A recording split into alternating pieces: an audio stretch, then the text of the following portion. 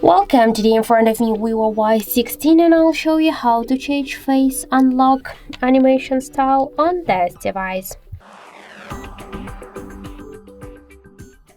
So now let's just first open the settings application and scroll down to the security section. Then click to the face section, enter your unlock methods, and here click to animation style and just select one from these available styles which you will like.